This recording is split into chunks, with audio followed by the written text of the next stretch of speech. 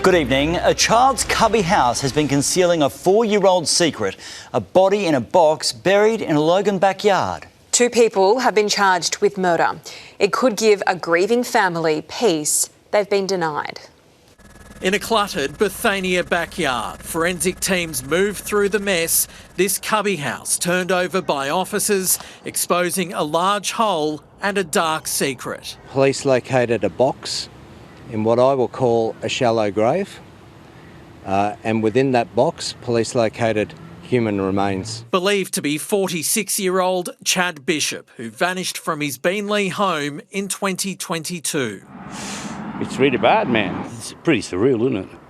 You know, to knowing that there's a body been there, laying there for 4 years. Police won't say what the new lead was, but it was enough to bring them here yesterday and finally unearth a mystery that's haunted Chad's family. This has been a lengthy and complex investigation, leading to the arrests of 52-year-old Courtney Williams. We believe that there may be evidence here. And 45-year-old Carly Rochelle Mordew. You're under arrest for murder. Both now charged with murder and moving the body. Police say Chad Bishop knew his alleged killers but won't reveal exactly how their paths crossed or what could have driven them to turn on him.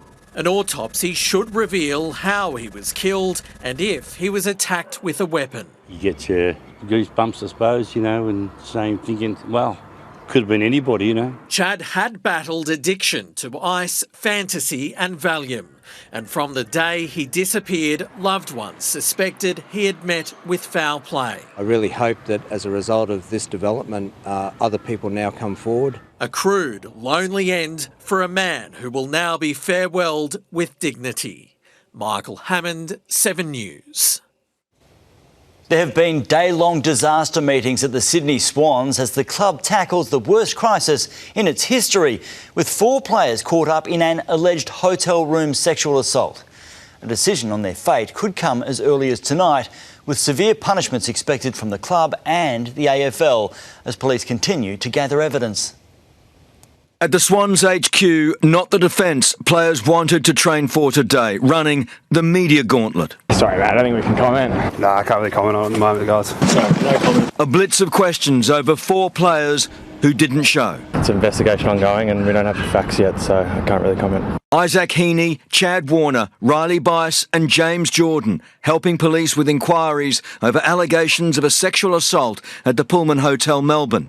Victoria Police confirming the Sex Crime Squad is leading the investigation, but repeating no one has been arrested or formally interviewed. The AFL is reaching the conclusion, as is Sydney, that it's going to be very difficult for any of these players to take the field until the police investigation has concluded. From the coach. Obviously extremely disappointed. We're working our way through everything with the AFL and the relevant parties. With security video emerging, appearing to show him also out past midnight on Sunday, as critics question why any of them were out late so close to finals. You think it would mean a bit more to Isaac Heaney than to do that on the eve of a final series and put your teammates and your team in jeopardy. Reports the AFL will soon charge any players involved with bringing the game into disrepute, suspending them for multiple matches. I'm glad it's not us. I wouldn't like to be in their shoes. The club saying it's unable to shed any light on the severity of the allegations against the players, calling that situation extremely frustrating.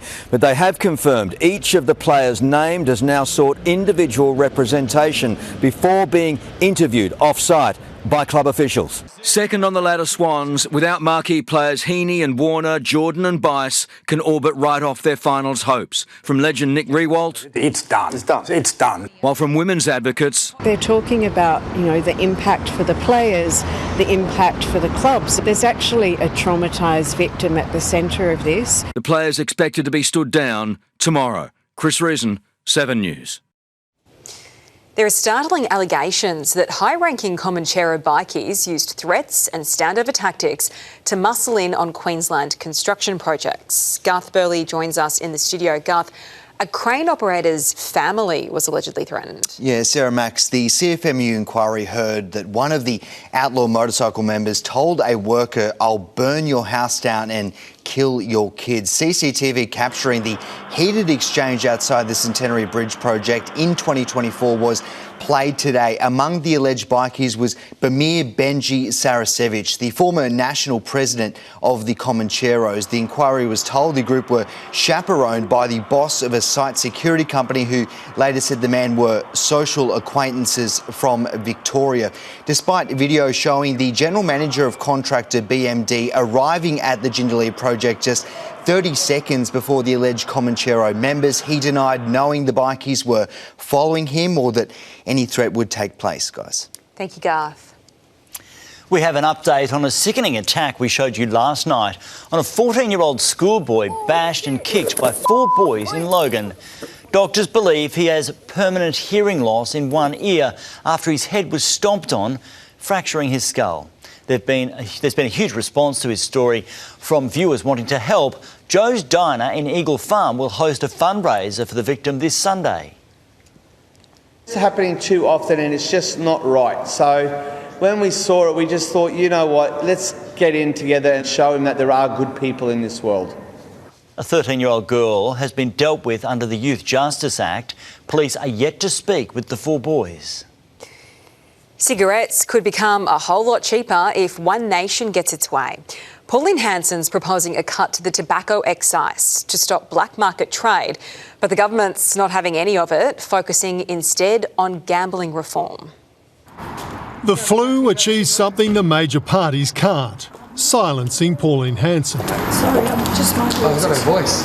No, I know, sorry. Leaving Barnaby Joyce to give voice to the smoke signals. Don't smoke. Don't smoke. Here you go. Do not smoke. But says those who do shouldn't be paying $38 tax on every pack, a price signal driving down smoking numbers, but also driving cheaper illegal imports to 80% of all sales, igniting turf war fire bombings and burning an $11 billion hole in smoking taxes. We're not getting money to Treasury, we're giving money to the mafia. Health advocates warn slashing excise will fire up smoking rates. With 66 Australians already dying of smoking-related illnesses every day, Treasurer Jim Chalmers stubbing out any excise cut. That's not something that we are proposing. As the government wins support on what it calls the biggest reforms to gambling advertising ever, and what critics call weak. It increases protections for people most at risk of gambling harm, while continuing to allow those who enjoy a bet to do so. The reforms restricting inducements like bonus bets, banning commissions for gambling agents, a new option to opt out of all gambling ads online, the ad blackout extended to 15 minutes before games, and online sites facing the same ad restrictions as broadcasters. Opposition leader Angus Taylor agreeing to back the changes. The Prime Minister tickled his tummy and he rolled over like Toto the dog. We're really pleased that our amendments have significantly strengthened this bill. But 2 coalition MPs crossing the floor to vote against the reforms, demanding tougher restrictions recommended by parliamentary inquiries. I won't make any friends in the coalition by saying I think we're being weak by not implementing those reports. His gamble, though, not paying dividends. The bill passing.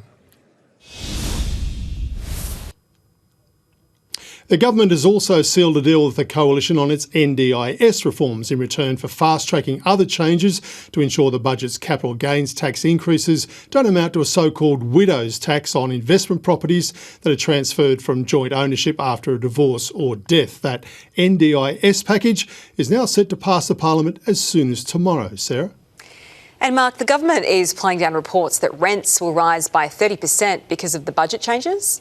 Yes, Sir Anthony Albanese pointed out in Question Time today that even the NAB, the supposed source of those reports, is now walking away from them. But it does reignite debate over exactly what impact the negative gearing and capital gains taxes will have on rents. Treasury says they'll add just $2 a week, but very few people are buying that.